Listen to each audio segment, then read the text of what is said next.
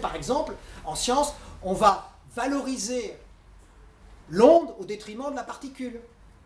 Parce que ce qui est ondulatoire, ça donne du sens, c'est l'énergie, c'est le mouvement, c'est ce qui nous permet de nous en sortir, c'est pas la statique, etc. Et donc tout ça va se transformer, va se traduire par un certain nombre de mouvements que nombre de gens moquent, mais qui en réalité sont la partie émergée, caricaturale d'une transformation profonde de notre société, de ce que j'appelle le sol mythique de notre société, par exemple le mouvement New Age. On va parler d'énergie, nature, etc. etc. Ouais, sauf que, ça c'est dans un précédent livre, je s'appelait Souci de soi, conscience du monde, je commence le livre en disant, si un individu se réveillait dans les années 2000, après s'être endormi dans les années 70, il se réveillerait, il dirait, mais qu'est-ce qui se passe? C'est un groupe de hippies qui ont pris le pouvoir. Ils ont pris le pouvoir sur la publicité, ils ont pris le pouvoir sur tout, puisque maintenant, pour pouvoir rendre désirable le fait d'aller au ski, par exemple, d'aller faire du ski, vous avez un type en lotus en train de faire ça, et derrière, la nature et la montagne, dans toutes ses propriétés, ou alors, cet individu irait dans un magasin, dans une épicerie, puis à un moment donné, dans l'épicerie, il regarderait, il y aurait écrit « c'est vraiment bon pour vous, et parce que c'est plein d'énergie et de fibres ».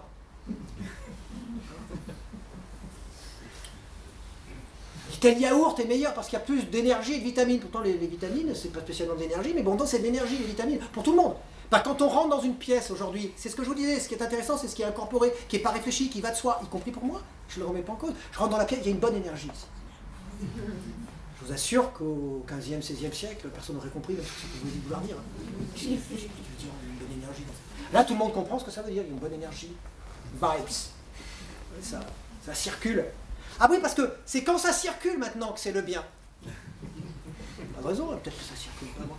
Et on va avoir toute une métaphysique implicite qui va déterminer une morale elle-même implicite, où l'indigène, le loup, l'animal va devenir une sorte d'idéal, ou jusque, par exemple, la notion de biodiversité.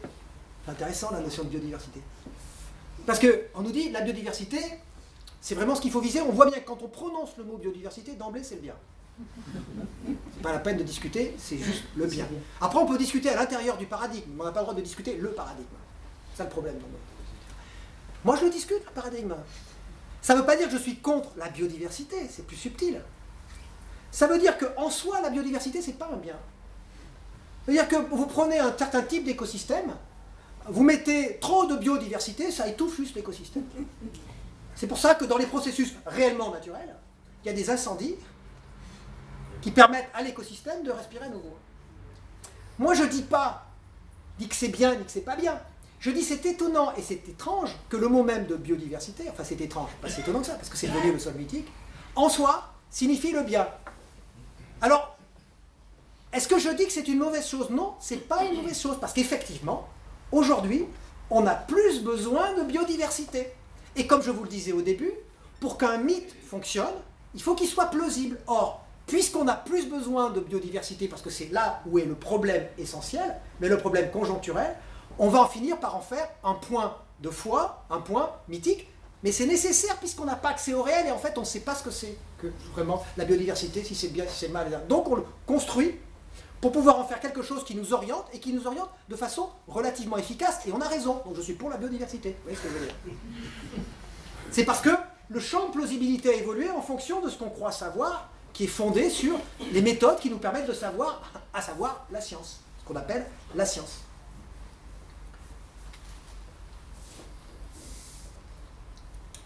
Je pense qu'on ne peut pas se passer de métaphysique, parce qu'on ne peut pas se passer de mythes, mais que les mythes, contrairement à ce que disent la plupart de mes collègues, doivent être plausibles. Ça, ce que je vous dis là, au passage, ça remet en cause la plupart des théories de la sécularisation. Parce que la théorie de la sécularisation, les théories de base de la sécularisation, c'est de dire que la rationalité est en quelque sorte comme un rouleau compresseur qui progressivement finit par écraser les croyances et à la fin on est dans un monde, enfin sur le modèle un peu d'Auguste Comte, mais aujourd'hui la plupart, enfin, beaucoup de scientifiques y croient aussi de cette manière-là, alors que, à mon sens, plus qu'un processus qu'on pourrait appeler purement de sécularisation, c'est-à-dire au moins de rationalisation, d'écrasement des croyances, on a assisté, c'est un mot qui a été un peu galvaudé, mais à une recomposition de la structure mythique. Et dans le moment de décalage entre les anciens mythes qui glissaient pour devenir, qui dégénéraient à l'état de fiction, mais qui résistaient quand même pour des raisons morales, politiques, tout ce que vous voulez, et qui se vidaient de leur contenu, on avait ce que les gens croyaient de plus en plus, vraiment, sans forcément en parler. Et au cœur de ça, cette idée justement de nature. Alors maintenant, le troisième point.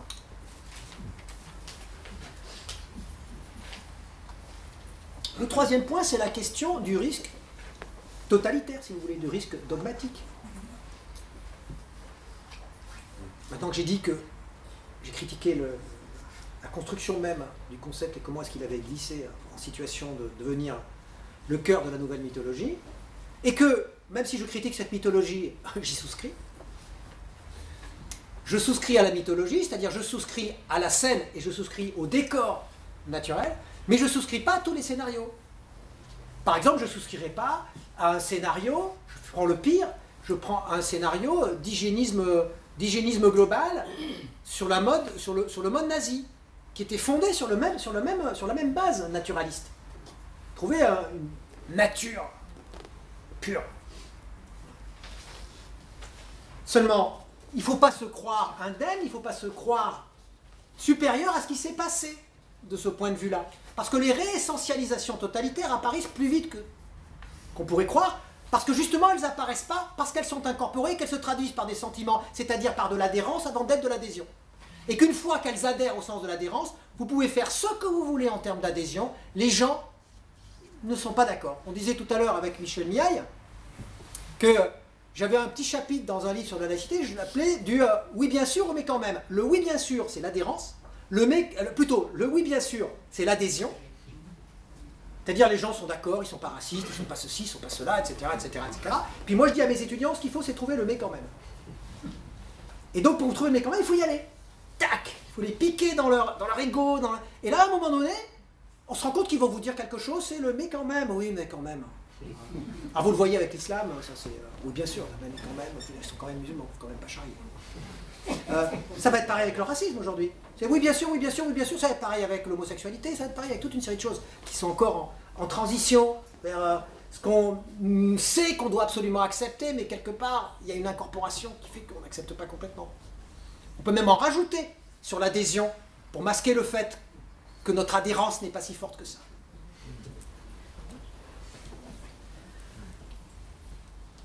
Donc,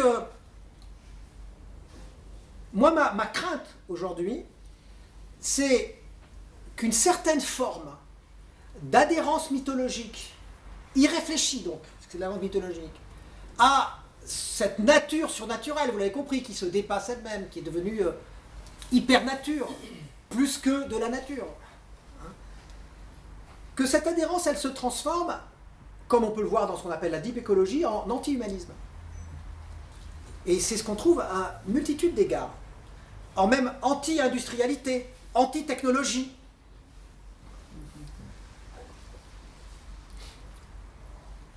Et c'est ce qu'on trouve effectivement dans cette idée de untouched by man dont j'ai parlé au début. Parce que ça a l'air de rien, untouched by man, c'est juste pour dire ce vin, il est vraiment, en fait, elle voulait dire, ce vin, il n'y a pas de pesticides, il n'y a pas ceci, il n'y a pas cela, etc., etc. Sauf qu'il y a des gens, par exemple, je pense à Douglas Tompkins, qui est mort il n'y a pas très longtemps, qui est cofondateur de la marque North Face, qui était l'homme qui avait le plus de terre sur la Terre, qui avait acheté le plus de terre possible pour enlever toute trace d'humain, parce que c'était impur. Il est mort sur sa pirogue, c'est la nature qui en a fini avec lui. C'est vrai. C'est ce qui s'est passé sur ces terres immenses où il voulait faire disparaître toute trace d'humain parce que, on pourrait dire, l'humanité est inhumaine. Si on entend l'humanité au sens d'être sympathique, avoir un peu d'humanité. Et donc on aboutit à des choses qui me semblent non seulement moralement dangereuses, mais y compris dangereuses par rapport à ce qu'on veut faire en pratique. Je pense à la question d'industrialisation. Et là, j'en viens à pain aux céréales. Il y avait un ami, il voulait que j'appelle mon livre Pain aux céréales. Bon, peu fort, l'appeler pain aux céréales. Ça sera un roman, ça donne une petite dose de mystère, on ne sait pas exactement. Mais là, pain aux céréales.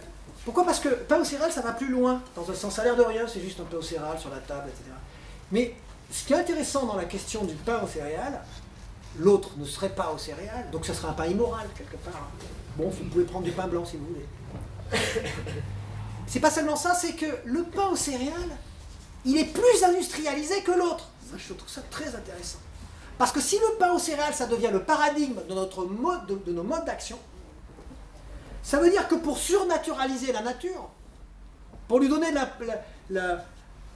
l'apparence de cette nature qui finit par être la seule chose qui compte, à un certain niveau, on va peut-être plus polluer. C'est-à-dire qu'on va utiliser plus d'énergie. C'est-à-dire qu'on va faire très exactement le contraire de ce qui est supposé signifier ce pain aux céréales. C'est-à-dire qu'en gros, pour faire la différence que faisait Baudrillard, différencier ce qui fait signe et ce qui fait sens. C'est-à-dire qu'on va faire de plus en plus signe de la nature en se moquant de ce qui fait sens, c'est-à-dire de ce qui ferait réellement sens pour nous. Et le paradigme du pain aux céréales, il est intéressant parce que ça veut dire que c'est aussi la question du parc naturel. On va construire de la nature en polluant. Et on va le faire massivement, c'est-à-dire qu'on peut même construire de la nature chez des individus. Par exemple, on va mettre en scène des cultures dites premières, qui n'ont jamais été, en créant, je ne sais pas, en créant à coups d'argent des hyper-bédouins qui, dans le désert de Wadi Rum en Jordanie, vont vous faire visiter je ne sais quoi et vous faire boire du thé à la menthe à l'ombre d'une dune. Puis quand ils rentrent chez eux, alors que là ils se sont habillés en bédouins du 7e siècle, puis quand ils rentrent chez eux, enfin ils sont tranquilles avec tous ces touristes, ils peuvent remettre la radio, regarder la télé, et demain il va falloir encore faire comme si. Et donc on va avoir des systèmes de mise en scène de la nature elle-même, à travers le tourisme, à travers toute une série de choses. La publicité elle-même va s'en emparer, elle va se surnaturaliser. Les modalités même du contrôle social vont être des modalités qui vont utiliser ce langage qui fait de plus en plus signe parce qu'il est payant, mais en lui vidant de plus en plus de son contenu signifiant. Ce qui est un risque dans toute transformation mythique. C'est pour ça que je pense qu'il est nécessaire de critiquer ce à quoi globalement l'on souscrit. C'est-à-dire que moi je critique le signe, je ne critique pas le signifiant, parce que j'ai toujours peur que des scénarios puissent se mettre en place et que sous prétexte que ces scénarios disent que c'est vert, que c'est sympa, que c'est pur, que c'est tout ce que vous voulez, on n'est même pas plus le droit d'y réfléchir parce que ça irait d'emblée de soi, ça serait une évidence. Ça serait la preuve en elle-même.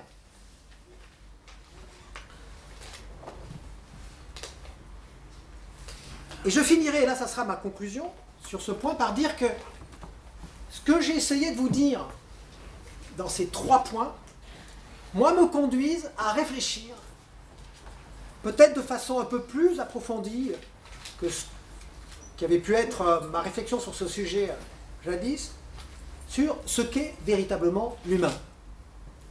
Et quand vous lisez un certain nombre de paléoanthropologues, et je crois qu'ils sont assez d'accord là-dessus, une des caractéristiques de l'humain, c'est de ne pas être naturellement, si on entend naturel comme étant la condition biologique, en quelque sorte, sans rien, viable.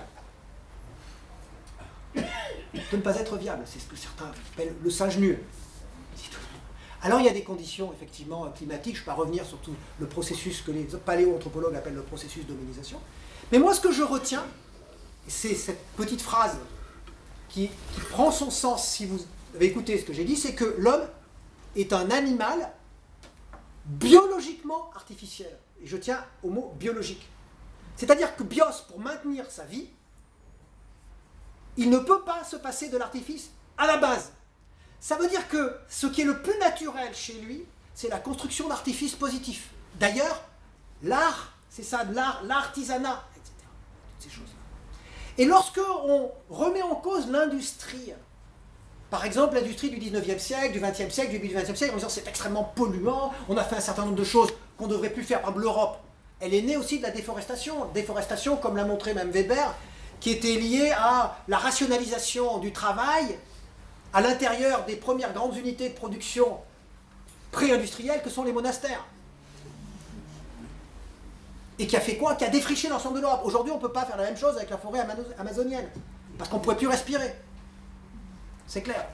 D'un autre côté, quand on réfléchit à ce qui a pu se passer, et qu'on dit, bon, l'industrie, au 19e siècle, au 20e siècle, vraiment, c'était l'horreur, donc il faut changer, il faut prendre soin de la nature, et j'en suis d'accord. Mais ce n'est pas exactement ce qu'on croit.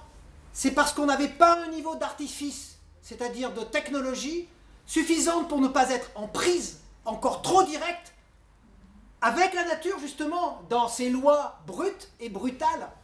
C'est-à-dire que l'industrie, première version, c'est encore une industrie qui ne peut pas se permettre le soin que nous voudrions lui accorder aujourd'hui.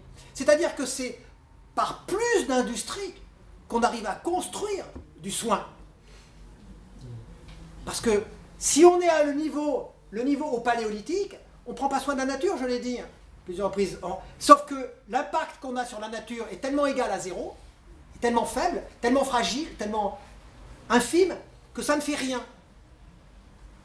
Alors qu'effectivement, dans le monde industriel, on est encore trop primitif du point de vue industriel, j'allais dire, pour arriver à dégager suffisamment de substances, arriver à créer des stations d'épuration, si vous voulez, parce qu'on n'est pas encore au deuxième niveau, et en même temps, on a un impact qui est des milliers de fois plus fort que ce qu'on avait, même des centaines de milliers de fois plus fort que ce qu'on avait au paléolithique. Mais la notion même de soin, ce n'est pas une notion naturelle, c'est une notion artificielle, du moins l'extension qu'elle prend aujourd'hui, au-delà du simple soin pour sa progéniture dans des conditions particulières liées à l'évolution de la reproduction, etc. Et donc, ça veut dire que, pour tout dire, je ne veux même pas opposer nature et artifice. Je veux seulement dire que l'artificialité, c'est le sens de la nature humaine dans ce qu'elle peut avoir de plus élevé, mais si elle ne le rejette pas, si elle ne le remet pas en cause, si elle l'oriente, justement, dans un sens qui est celui qui avait été progressivement défini dans la modernité, parce que c'est plus plausible, parce qu'effectivement c'est mieux, parce qu'effectivement on vit sur une planète finie, et que donc il faut qu'il y ait une économie, et que donc notre mythologie, notre somme mythique, doit être fondée là-dessus.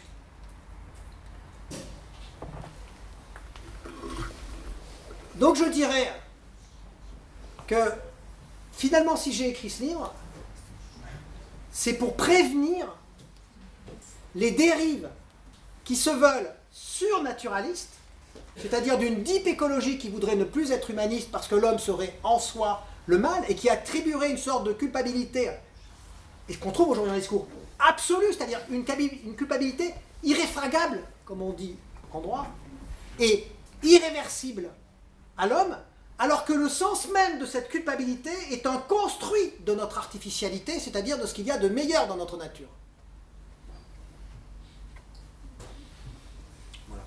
Voilà.